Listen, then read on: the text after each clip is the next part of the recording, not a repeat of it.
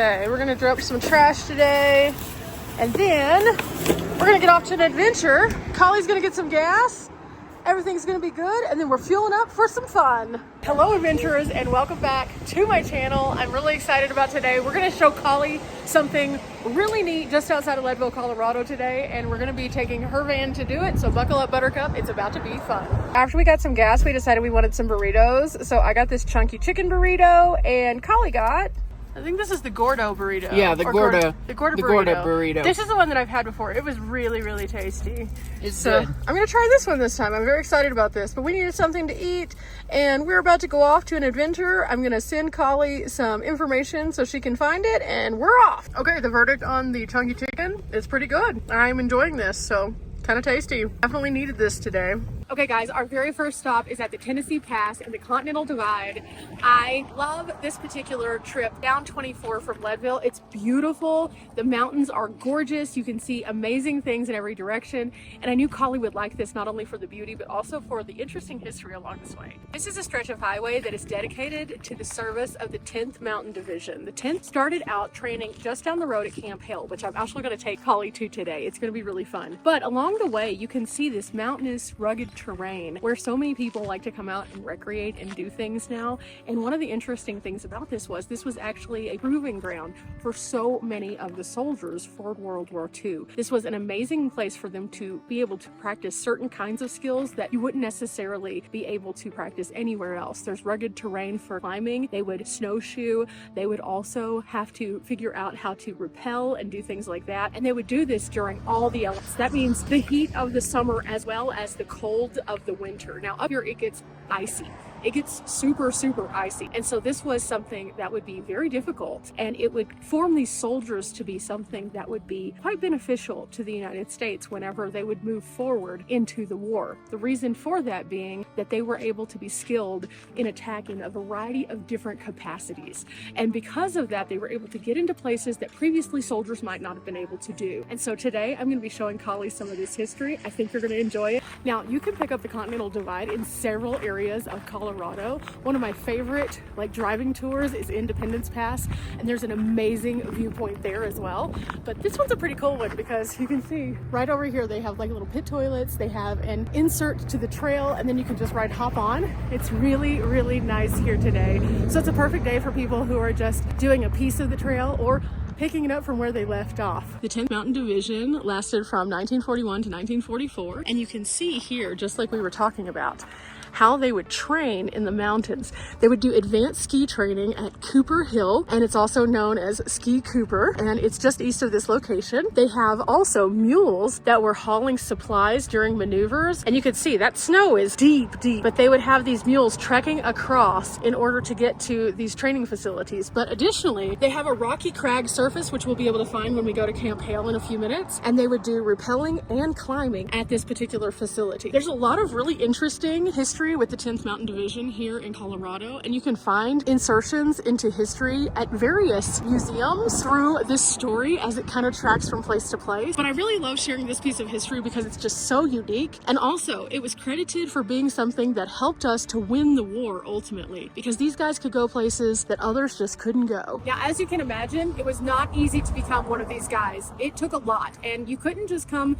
in and say, yeah, I want to be this guy. You had to not only volunteer, but then also have 3 letters of recommendation, and within those letters they needed to validate that you were an upstanding citizen, that you were a good person, but also that you had special skills, including being an expert skier, an expert mountaineer, and then also that you could survive in super harsh conditions. So this wasn't something that everyone would qualify for. Now, these were the original groups that would come in and train. Over time, they started accepting more and more people into the program after they verified that the program would in fact work. But it was a harsh run to become one of these guys, and even after all of the training, some of these people really struggled. Now, here's another fun fact though. Many of the ski resorts in this area actually have ties to this training facility. In fact, many of the people, when they would retire out, they were experts in skiing, and that's what they wanted to do. They wanted to get out there and slush around and have a good time. So a lot of these people opened up some of the very first ski resorts in this region, and a lot of people have benefited from those people far beyond the military presence. So this is why we're out here today. We're learning a little history history, but we're also learning history of our area as like a whole, not just from the military side, but from the actual tourism side as well. I encourage you guys to check out all of the museums, not only here in Leadville, but in other places, because they do, again, dive into this and how it benefited all of these communities ultimately. For now, we have a couple more things to look at. Now here we learn a little bit more about the monument. It says here that over 1,000 of the 10th men were killed and over 4,000 were wounded, and the names of the fallen are inscribed in the memorial behind us. This was an ultimate sacrifice during this time, but ultimately it came at the price of these lives. However, as a result of this, German forces eventually surrendered in Italy after they were forced into the Alps by this division. This division single-handedly changed the way that we were fighting in World War II and ended up on May 2nd, 1945, resulting in the ultimate surrender of the German forces. This location also, there's a story here about the Norwegian monument, which is to my right. It says here that in the 2 years following the German invasion of Norway in 1940, Norwegians around the world struggled to find help for their homeland. And there was something called the Viking Battalion that was born August of 1942, and it was comprised of Norwegians and Norwegian Americans, and that was the 99th Infantry Battalion, which was separate and activated at Camp Ripley in Minnesota and moved to nearby Fort Snelling in Minneapolis. This is kind of interesting because we find out a little bit more about this because of the Camp Hale situation where many people trained. But it says here these soldiers became the Norwegian operational groups known as Norso the fall of 1944, and teams parachuted into France behind enemy lines, and one group was ordered to China with their focus mostly on helping Norway. As a result of that, we have the liberation of Norway right here that happened May 8th, 1945, and because of the special forces, they are honored here as the 99th Infantry Battalion during World War II. You can see this is yet another really unique thing that you can find at the same place as you find the information about Camp Hale. This is absolutely fascinating, and it's a way for us to dive into history in a unique and different way. Now, the reason this is located just 6 miles away from Camp Hale is because many of the troops who also engaged in this were a part of that training class from there. And so both of these memorials have a lot of significance to this region specifically. They would have skilled people who would come into these regions and learn how to do various maneuvers, and it would be very helpful to have those skills fighting in those combat zones. So that is why both of these are honored here. I've made it out to Camp Hale, and here is where all the history happened. And this particular area looks a lot different than it used to. Believe it or not, at one point in time, this was a massive military installation, and they even rerouted the river that runs through it so it'd be more in a straight line so they could run the roads. However, now it's a very different story. This is a beautiful location to come to. It's a huge natural space, and as you can see, it's sprawling and expansive. But again, those mountains behind us, those are the ones that they would rappel and scale down. Those were the ones that they would do ice climbing on. Those were the mountains that they would spend grueling summer days on with the heat of the sun scorching down on their hands so that they could be strong enough and durable enough to get through even the worst of the conditions. All of this took place right here behind us. Our first building today is this small building. There's not much left here on this site, but you can come out and you can see this almost square structure. You can see the rebar and the concrete that was used.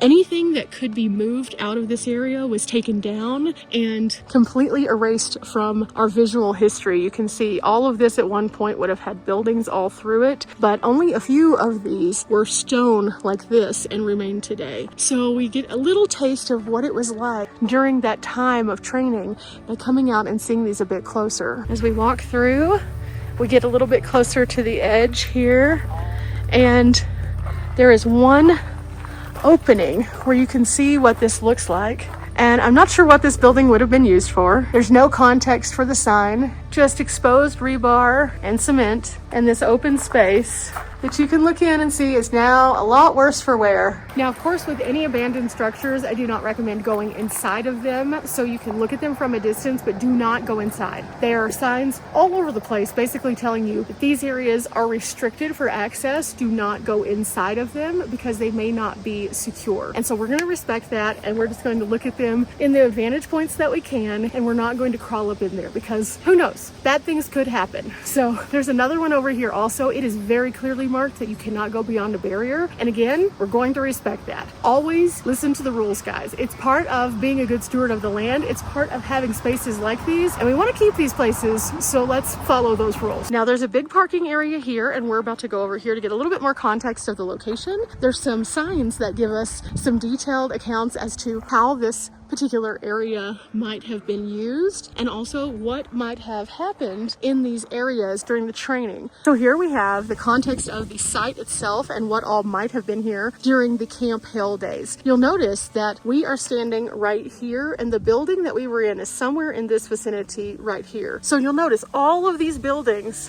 that are around. However, when we look out, this is that same area. There's nothing here. None of the buildings are still remaining, and this is why the signs matter, because they give us the context about buildings like these, but also about more of this particular area. This sign, though, we come back and we learn a little bit more about the timeline of Camp Hale also, and it says here that it started out with the Denver and Rio Grande Railroad beginning the highest rail over the Tennessee Pass, and from there then the White River Plateau and Reserve was created, and from there President Theodore Roosevelt reduced the size of that reserve, and then later on, way over here, we start to see that this area is developed, and you see that by the 1940s the 10th Mountain Division and the soldiers were in this area. But it also shows the 50s and 60s. See, the Camp Hale, to the knowledge that we have of those from World War II, ended around 1944. But even though they dismantled the camp, they ended up actually having a recurrence of this site as a training facility. They used a decommissioned area that was then controlled by the Forest Service to do some mountain training exercises for the Tibetan freedom fighters. Now there's another plaque here that mentions a little bit more about the Tibetan freedom fighters. They were trained by the CIA in a super secretive operation that happened right here. And so it just kind of goes to show that even if something isn't necessarily the thing that it was intended for, it can still be used for certain kinds of activities. And because it is a government facility, often they reactivate these sites to do various kinds of things. As a recreational facility today, you can now experience climbing, snowmobiling, winter sports, hiking, and camping in this area, and you can find that it is part of a broader range of areas that they use today for all of these kinds of activities. See, guys, these are the roads that used to be here. This is 15th and B, and they would go all the way across. Everything was on a grid pattern, and now it's just an open field that's overgrowing, and you can see where the pavement used to be by these little drop-offs kind of off the main road here. But believe it or not, from that map that we saw earlier, everything was calibrated into rows. Believe it or not, where I am standing on what used to be a road. This was 18th and B, and it now dips down and comes back up, and there is no more road. This once was a portion of the roads on the bases.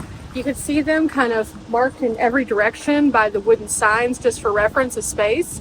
And if you compare that to the map that we saw at the original stop, you can kind of figure out where you were in the camp. And I think that that's interesting, in addition to the fact that they have other signs here to explain a few more of the different facets of this location. It's absolutely amazing to see, but again, this was a road.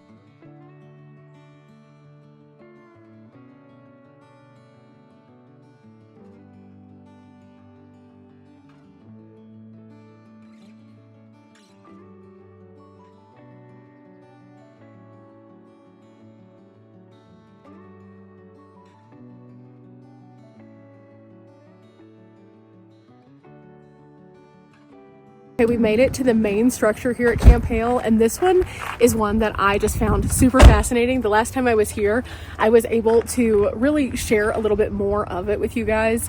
If you're interested in seeing a little bit more of the history of Camp Hale, please go and check out the video that I'll put at the end of this video. It gives you a little bit more of the deep dive of the history, but it also shows you some of the overhead views. It's a little too windy to get out the drone today, but I really love this place. It's gorgeous, and again, it just kind of puts it into perspective, the size and expanse expanse of some of these buildings with this one. Now, again, most of the buildings here are gone. You can only see the remnants of some of the footings of the foundations. Others are completely and totally just one with nature yet again. Now, Collie and I were looking at the map, and we're not positive about this, but we think this is the field house, and I think that's what I determined it was last time as well. But it's huge. This structure is massive. And from this structure, you're kind of in the central portion of the camp overall. And so in both directions, behind us and then also in front of us, you would have seen fields upon fields, or rather row upon row of buildings, between quarters to training facilities to mess halls to everything in between. And now it's just this. But off in the distance, again, you can still see those beautiful mountains. All of those were used for the facilities of training these individual soldiers. These soldiers would come here and they would be in this large expanse and learn the basics of marching and things like that, because many of them hadn't served in the military before this. But then on the other side of that, they would use their skills of being expert skiers, and they would go up into these mountains using ropes and be able to navigate back down. And that is just fascinating to see. And I think that this would look a completely different way if I was here during the winter. Of course, the roadways would be difficult even then for me in a vehicle.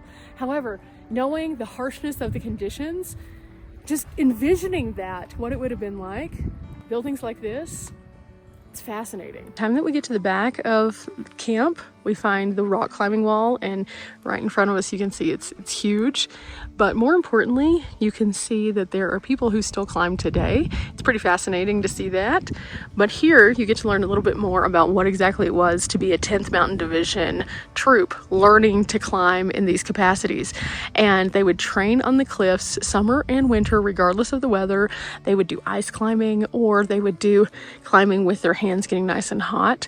Safety, not hot dogging, was paramount. So they taught them how to do this correctly, and then they also became very skilled at building what they call monkey bridges, it says, and tramways in the rugged mountain terrain. And that was because they needed to be able to keep their troops supplied. So this was a conglomerate of different pieces that would come together to create this division of the training. But again, you can see there's some people up here, way up here. You can see how tall this is, who are climbing today. So this is still a very popular place for people to come. And again, outdoors, recreation, it's perfect. So Collie, Yes. whenever I said, hey, let's go to Camp Hale, what were you thinking initially? I wasn't sure what to think. Fair. I mean, really, I wasn't, but I knew it had something to do with history. Yeah? Now that you've Kinda. been here, what do you think? This place is really cool. Right? It's wild to think of a city that just no longer exists. Yeah, it's hard to fathom that this whole massive spans used to be a large community. Right. And then like to see the rocks here, and just to know that they would have to do this winter, summer. No, Absolutely not. no. It really goes to show that there's a lot of things that we can do in this great big outdoor space that we might not have context for. But if you look just below the surface, you might find something pretty cool, from the running around to the side-by-sides that we've seen everywhere to the crag back here and everything in between. These are great recreational places. However, there's more to the story. And today we were able to dive into a little bit of that, and I was able to bring you guys. Take the time, kind of look into the signs, just read them. If there's a sign provided, you never know. It could be telling you something about safety. It could be telling you something about history. However you look at it, it's going to be a good time, and you're going to be leaving with a few more brain wrinkles. We're not here for a long time, but we are here for a good time, so I'll be seeing you on the next one, guys. Bye.